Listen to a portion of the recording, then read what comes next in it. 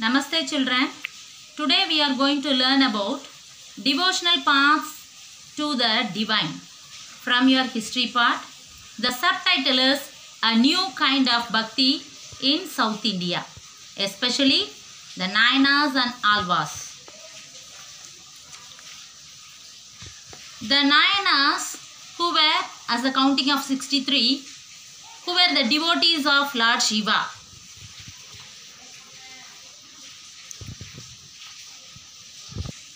The Alvas were important. Alvas were 12. They were the devotees of Lord Vishnu. Lord Shiva and Vishnu as the path of the salvation only.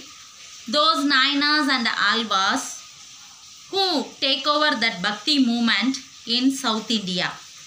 Especially they found in the Sangam literature earliest example of Tamil literature composed during the early centuries of the Common Era.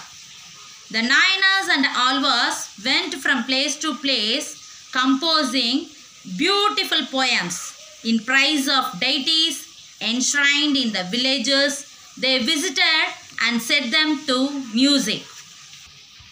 There were 63 Nayanas who belonged to different caste backgrounds, such as potters, untouchable workers, peasants, hunters, soldiers, brahmanas and chiefs. The best known among them were Appar, Samandar, Sundarar and Manikyavasagar. There are two sets of compilations of their songs, especially Thevaram and Tiruvasagam.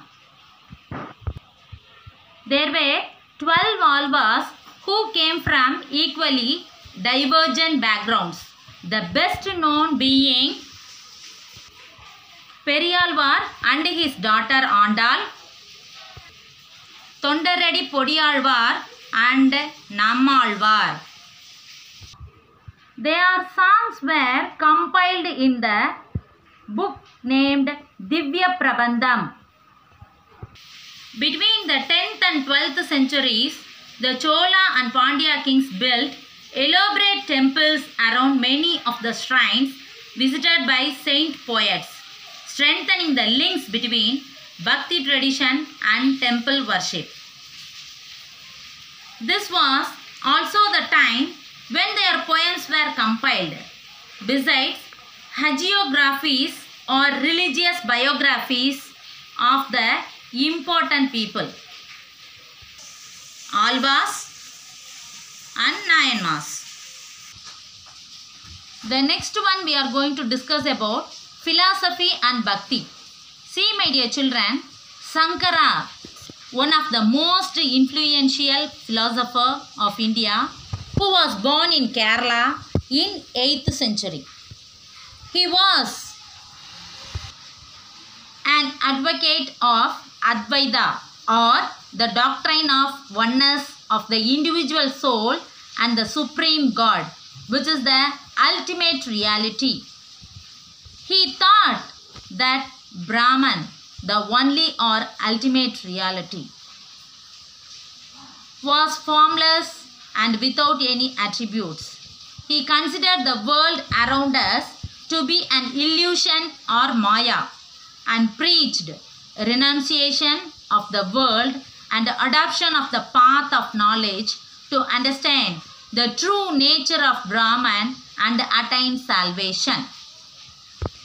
The next personality we are going to discuss about Ramanuja, who born in Tamil Nadu in the 11th century, was deeply influenced by the Alvas. Alvas means, my dear children, I already said to you, those who are the devotee of Lord Vishnu. According to him, the best means of attaining salvation was through intense devotion to Vishnu. Vishnu in his grace helps the devotee to attain the bliss. Bliss means joy of union with him. He propounded the doctrine of Vasishtavaita or qualified oneness in that the soul, even when united with the Supreme God, remained distinct. Ramanuja's doctrine greatly inspired the new strand of Bhakti which developed in North India subsequently. Hope you are all understood, my dear children. We will see in the next class. Thank you.